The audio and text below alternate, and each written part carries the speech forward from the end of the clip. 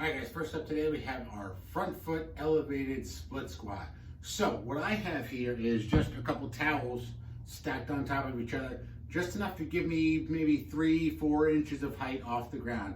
You really don't need anything more than that. Just enough to get you just a couple inches off the ground is enough to make this really, really effective. You go too high and then it kind of gets weird. You don't go down quite as low. Doesn't really work as well. So 4 to 6 inches is plenty for this.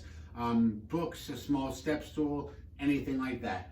But basically we're gonna take our weight, we're gonna hold it in the goblet position up front. We're gonna step on our elevated surface, bring it back, and then we're gonna slowly lean slightly forward and then bring that knee all the way to the ground and then right back up. Get a little slight lean forward, knee over the toe just a little bit, touch the ground, and then right back up. So this allows us to get a little bit more range of motion, makes it a little bit more difficult. So we're gonna do as many reps as you possibly can in 5 minutes.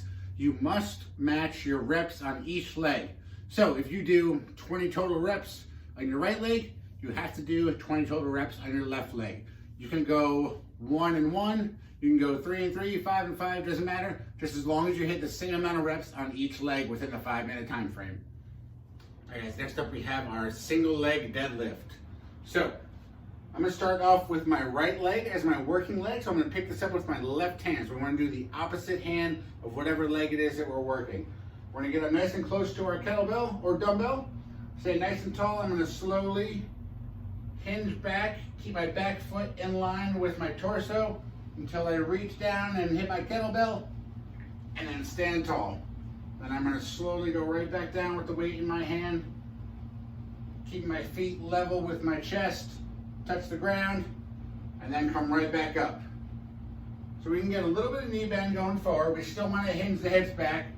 We wanna go nice and slow and controlled on the way down, touching the floor on each one. All right, guys, next up we have our diamond push-up.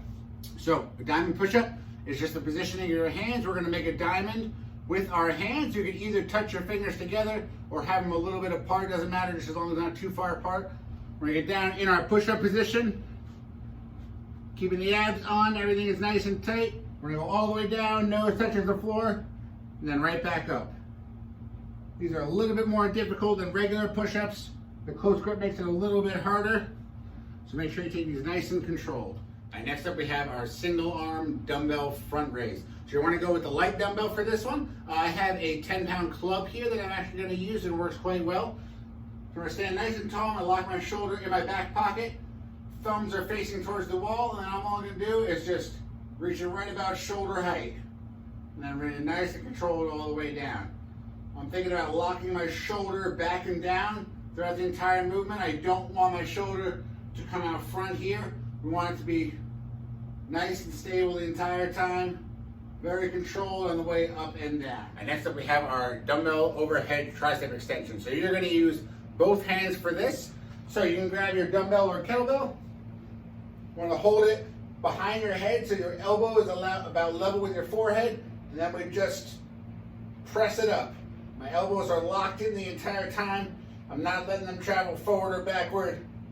Head is neutral, and we're extending all the way up and all the way down on each rep. All right, so last thing for today is gonna be our heartbeat press. So you're gonna take your weight, we're gonna hold it in the goblet position, right in front of your chest. And what you wanna do is think about squeezing your abs and your butt so we don't hyperextend. We don't wanna lean back at all on these.